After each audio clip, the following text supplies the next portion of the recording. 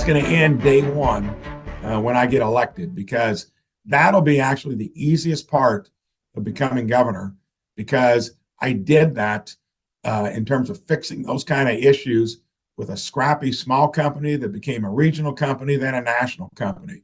Here, let's look at it. You got regulations that we need some of them. I'm going to make sure that it's not overburdening places like this agency and several others that state reps and state senators have already told me that need attention. I'm going to go through them from top to bottom. If it's been run poorly for a while, that means you're going to probably have to clean house and get new management in there. And it's going to be responsive to the people that they regulate. In our own state, you can sometimes have agencies get out of hand too. I look forward to going through every one of them. On the other hand, there's several of them that do run well. So what's doing well in some of them, I think you can take best practices and make sure it's being done in others. But like the one you're talking about, you hear too many complaints. It sounds like it's dysfunction rather than functioning. And day one, I'll look at that, find practical ways to fix it. And I think that'll be something easy to measure. Mostly that's what I do to the fact that that's what I did for a career before I became a senator.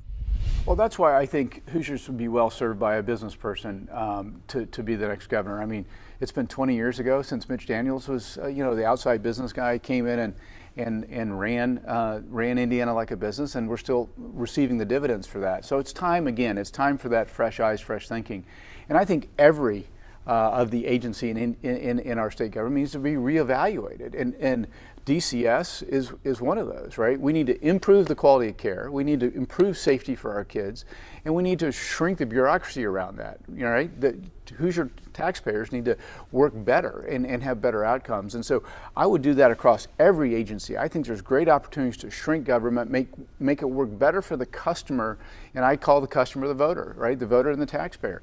And I think it takes an outside, fresh eyes business guy to do that. Well, we have to wrap our arms around these children. No child asks to be brought into this world. And so when children find themselves in situations that endanger themselves and their lives, it's our responsibility to wrap our arms around them and do whatever we can to be sure that they can live and have productive, safe lives here in Indiana. And so one of the things that I want to do, that I've already talked about, that will be directed towards DCS, is that we will look at how we can reorganize that agency. We're going to have an outside independent audit of that agency so that we can discover how we can do a better job for our children and how we can direct more money towards serving those children and not having so much money in the administration. We need to flip the script, and we need to be putting more money into those children.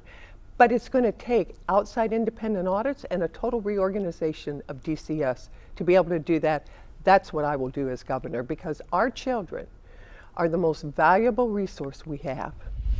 So one of the things that I've said from day one is one of the most important things the governor does is to hire the 30 agency heads that run the agencies. And those agencies heads employ 30,000 people, spend $22 billion of state money and $22 billion of federal.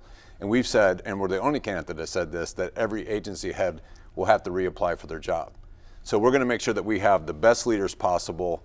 But that's also why we're excited about zero cost adoption. People all over the state have been very excited about this idea of having an adoption fund that allows our 13,000 kids in foster care to be in loving homes. And this adoption fund will not only help pay for adoption, but a lot of the expensive aftercare that families run into when they adopt children. I can tell you that my role as a prosecutor for a number of years, we certainly worked with DCS. The Department of Child Services is a very necessary agency, but it needs some revamping. It needs some modernization as well. The problem that we have is that we have a mixture of ideals and standards. One of the things that DCS has as an objective is to reunify the family. But oftentimes when family members are the abusers, we get into a troubling spot where there's some rigid rule that's in place, and it creates a dynamic where youngsters are forced back into the homes of their abusers. So we plan to do a complete top to bottom review of Department of Child Services. I think it's been neglected over the last 8 years. It's had dubious leadership.